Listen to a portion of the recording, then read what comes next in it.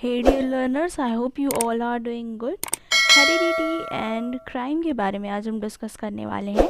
इसमें हम पढ़ेंगे Caesar Lombroso the father of criminology के द्वारा दी गई थ्योरी ऑफ क्राइम.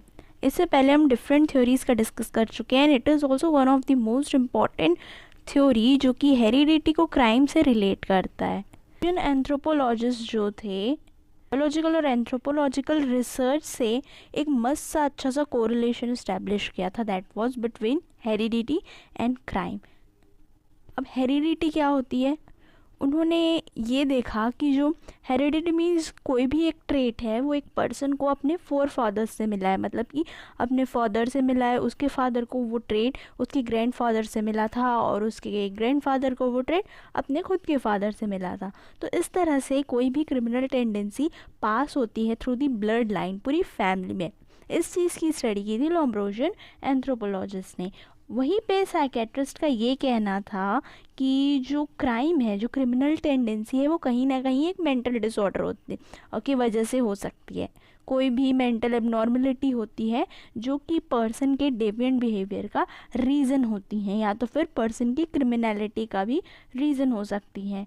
तो क्रिमिनल साइकोलॉजिस्ट जो थे उन्होंने ये चीज़ एक्सप्लेन की थी कि कहीं ना कहीं क्राइम का रीज़न ये है बोल के. लोम्ब्रोसो पहले वैसे क्रिमिनोलॉजिस्ट हुए जिन्होंने एक कोरिलेशन निकाला था हेरिडिटी और उस पर्सन की क्रिमिनल टेंडेंसी के बीच में. मतलब कि इससे पहले कभी किसी ने ये नहीं कहा था कि पर्सन अगर क्राइम कमिट कर रहा है तो उसका एक पॉसिबल रीज़न उसके जेनेटिक्स हो सकते हैं, उसके जीन्स भी हो सकते हैं. उनका इन्फ्लुएंस इतना था लोम्ब्रोसो का इस थ्योरी को देने के बाद कि उसको उनके लोम्ब्रोसो के व्यूज़ को हर किसी ने लगभग एक्सेप्ट किया था, बाकी के दूसरे क्रिमिनोलॉजिस्ट ने. फाइन. और उन्होंने ये भी माना था कि क्रिमिनल बिहेवियर का कहीं ना कहीं सोल कॉज हेरिडिटी हो सकता है. लोम्ब्रोसो की बायोलॉजिकल थ्योरी ऑफ क्रिमिनोलॉजी ये सजेस्ट करती है कि क्रिमिनल टेंडेंसी इनहेरिटेड है और उन्होंने बॉर्न क्रिमिनल का कॉन्सेप्ट दिया था. बॉर्न क्रिमिनल मतलब कि अगर किसी भी पर्सन में वो क्रिमिनल टेंडेंसी पैदा होने के साथ ही उनके साथ साथ जुड़ जाती है, बाद में वो क्रिमिनल बनेगा नहीं बनेगा इस चीज़ का ज़्यादा डिस्कशन नहीं हुआ था इस बॉर्न क्रिमिनल की थ्योरी में. ठीक है, you must keep this in mind. और ये बॉर्न क्रिमिनल का कॉन्सेप्ट लोम्ब्रोसो ने दिया था. This question is very important and can be asked in your net examinations और दूसरे एग्जामिनेशंस में. से क्रिमिनल जिनमें criminal tendency by birth he present होती है उन्हें लोम्ब्रोसो ने एटाविस्ट कहा था. और उन्होंने ये बोला था कि इन एटाविस्ट्स में जो ये क्रिमिनल टेंडेंसी पाई जाती है ये बाय बर्थ ही इनके साथ जुड़ जाती है. वही लाइन है जो मैंने पिछले स्लाइड में एक्सप्लेन की गई थी. जब आइडेंटिकल ट्विन स्पेस स्टडी किया गया मोस्टली वेस्टर्न कंट्रीज़ के, तब ये पाया गया कि अगर ट्विन्स को बहुत ही कम उम्र में ही उनके अर्ली स्टेज ऑफ लाइफ में, मतलब उनके चाइल्डहुड में ही सेपरेट कर दिया जाए तो उनका डिफरेंट वे हो जाता है लाइफ का. वो अलग अपने अपने तरीके से दोनों ट्विन्स जीने लग जाते हैं. ठीक है, तो कहीं ना कहीं इसमें क्रिमिनल टेंडेंसी कम भी हो जाती है. तो अब यहाँ से क्या पता चल रहा है, यहाँ पे ज़्यादा इन्फ्लुएंस हेरिडिटी पे नहीं है बल्कि सोशल एनवायरनमेंट पे आ रहा है पर्सन पे. तो ये एक बहुत ही बेसिक कॉन्ट्रडिक्टिंग फैक्टर था लोम्ब्रोसो की थ्योरी का, जिनका ये कहना था कि क्राइम के लिए हेरिडिटी रिस्पॉन्सिबल होती है.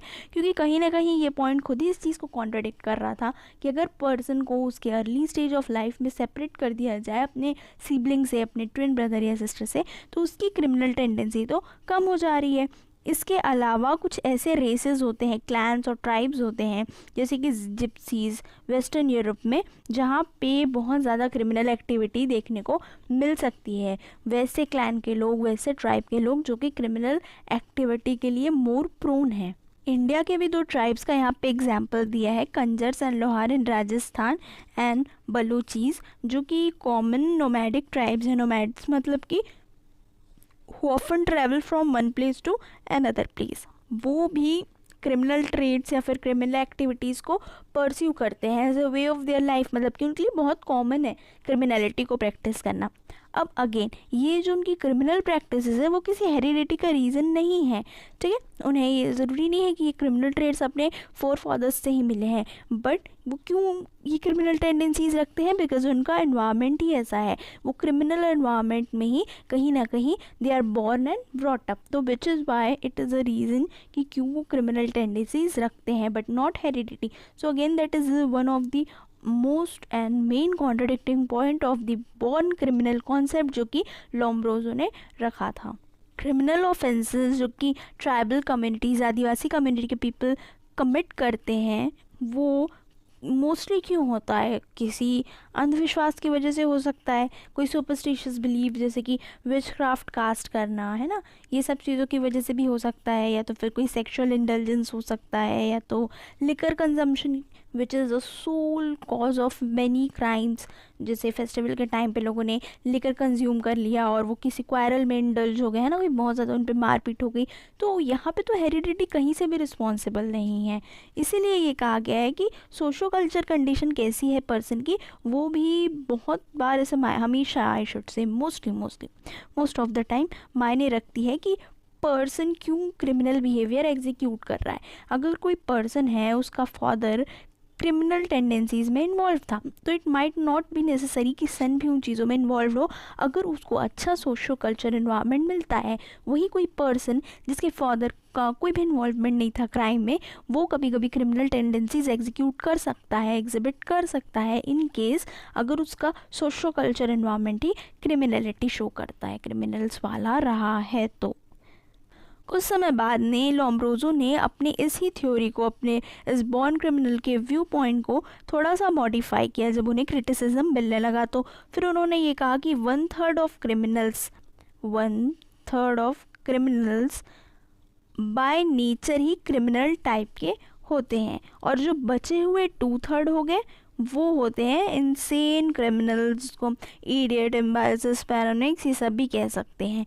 या और बाकी बचे हुए वो होते हैं जो एल्कोहलिक्स है या फिर एपिलेप्सी और हिस्टीरिया जैसे डिसऑर्डर्स से सफ़र कर रहे होते हैं। उन कैटेगरी के क्रिमिनल्स को उन्होंने ओकेशनल क्रिमिनल कहा। ओकेशनल क्रिमिनल मतलब कि किसी ने बहुत ज़्यादा अल्कोहल कंज्यूम कर लिया, उसके साथ किसी के साथ उसने क्वारल कर लिया, बहुत मारपीट कर ली, तो वो ओकेशनली हुआ, वो हैबिचुअल नहीं था। हैबिचुअल मतलब कि जो हमेशा ही क्राइम कमिट कर रहा होता है, जिसकी एक हैबिट होती है। फॉर एन एग्जाम्पल, कोई हमेशा ट्रैफिक रूल ब्रेक कर रहा होता है डिस्पाइट ऑफ वो अल्कोहल के इन्फ्लुएंस में है या नहीं है, तो वो एक टोटल डिफरेंट कैटेगरी होती है। फाइन। फिर अगली कैटेगरी आती है वे देखो, ओकेशनल क्रिमिनल ये सब क्या, वो अपने आप को सोसाइटी में नॉर्मली एडजस्ट कर लेते हैं। अगर कोई हमेशा ट्रैफिक रूल ब्रेक कर रहा है, डजेंट मीन कि सोसाइटी में वो खुद को अच्छे से एडजस्ट नहीं कर पा रहा होगा। लेट अस सी, इंग्लिश मेंटल डेफिशिएंसी एक्ट कब आया था? 1913 में। तो पहली कैटेगरी किसकी थी? इडियट्स की थी, जिनको पता नहीं होता कि whether they are committing the crime, और या फिर जो चीज़ वो कर रहे हैं वो सोसाइटी के नॉर्म्स या रूल्स एंड रेगुलेशन के अगेंस्ट है या नहीं है, बिकॉज वो उतनी ज़्यादा हैबिट में अपनी क्राइम कमीशन को ला चुके रहते हैं।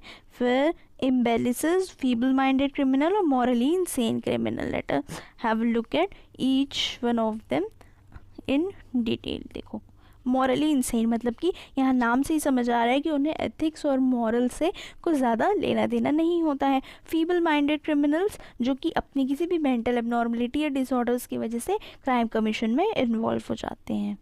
अगेन लोम्ब्रोसो के व्यूज़ को क्रिटिसाइज़ किया गया।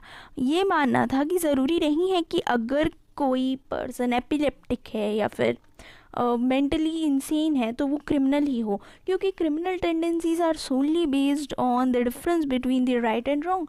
मे बी मेरे लिए जो चीज़ राइट है वो सामने वाले के लिए रॉन्ग हो सकती है, और ज़रूरी नहीं है कि कोई पर्सन अगर फीबल माइंडेड है या तो फिर कोई पर्सन इंसेन है तो वो क्रिमिनल ही हो, क्योंकि कहीं ना कहीं मॉरल, एथिक्स, सोशो जो कल्चर बैकग्राउंड होता है पर्सन का, वो भी एक ग्रेट रोल प्ले करता है किसी की क्रिमिनल टेंडेंसीज में। तो इस तरह से जनरलाइज करना किसी भी हद तक सही नहीं है। तो लोम्ब्रोसो के इस कॉन्सेप्ट को बहुत ज़्यादा क्रिटिसिज्म मिला था इन बेसिस पे। ठीक है, it must be stated in Lombroso theory equating propensity to commit crime with physical buildup has long been discarded. So mental health is also not responsible for commission of crime. ठीक, तो I hope you have understood the lecture very well. कहीं पे you must have felt that कि same points बार बार repeat हुए हैं, because ऐसी ही है कुछ लॉम्ब्रोसो की थ्योरी. Don't forget to share the lecture with your friends and thank you so much.